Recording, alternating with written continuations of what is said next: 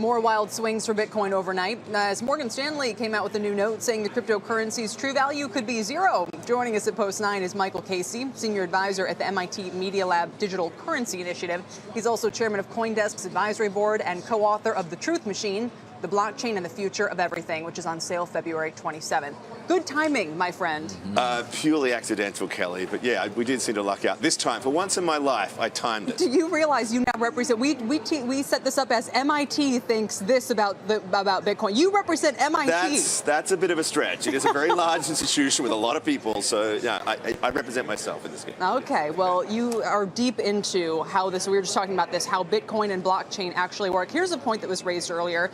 Is there a way that you can invest in blockchain without having to get involved with Bitcoin or another cryptocurrency?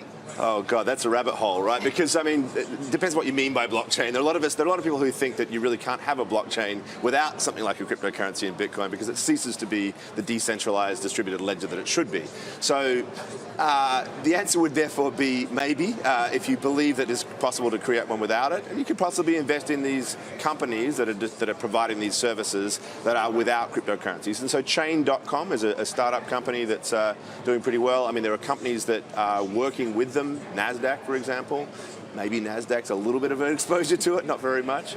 But certainly via, if there's ways to get access to some of the tokens of the companies that are providing those services, you could But gain that's the funny thing. It's exposure like if I sort of am excited about the idea that I don't have to pay title insurance one day, you know, on a mortgage, that I could transfer those documents more securely, why do I have to get involved with coins of any kind?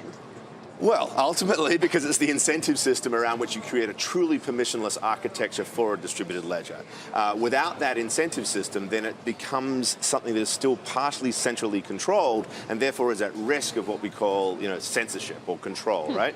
So it depends on what your sort of philosophical position is. If you really believe in a fully decentralized system, then we kind of need the cryptocurrency architecture to build and to be developed and to grow. If you think that it's okay to compromise a little bit, and that's not a bad position to take, then you can accept that there is a distributed ledger that could be run by a consortium of validators, for example, and they're not incentivized by money, they're incentivized by the fact that they all agree this is a good idea to participate in, right? So there's a philosophical difference in those two. To those who say, and I think you're amongst them, that the more important story here is this underlying technology we're briefly touching on and what it means in terms of changing sort of the economic model. Is that going to happen? Is that a real opportunity here in terms of these decentralized applications, such as blockchain? I do, and I think it's actually quite interesting to think about the comparison to the dot-com bubble right now, right? So a lot of folks are saying this is just like the dot-com bubble, and I tend to agree with them, right? There's an enormous amount of hype around this. But if we think back to what the dot-com bubble did, it laid the infrastructure for the internet that came afterwards. Back then it was physical infrastructure, it was fiber optic cable, it was 3G mobile, and then we got this sort of incredible boom in that area. What's happening in this space is the development of social infrastructure. We are building networks of co-collaborating open source developers who are coming up with decentralized applications that will run things like Uber without an Uber in the middle of it, right? There are people that are working on phenomenally inventive new ways to sort of manage value and create economic systems that will emerge out of this. At what point, I don't know. They'll become viable. Why isn't centralized beneficial beyond decentralized? Well, in some cases, so many areas I could imagine it would be. In some cases, centralized is, absolutely. Centralized is actually, by the way, more efficient than decentralized.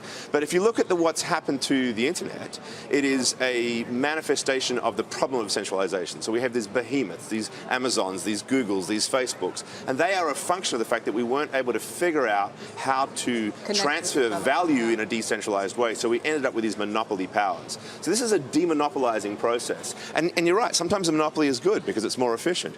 But there's plenty of cases throughout history where monopolies become barriers to entry, they add more cost, more friction, more difficulty. I believe that this technology opens up access for so many more people and everybody able to participate in the global digital economy. Gotta go.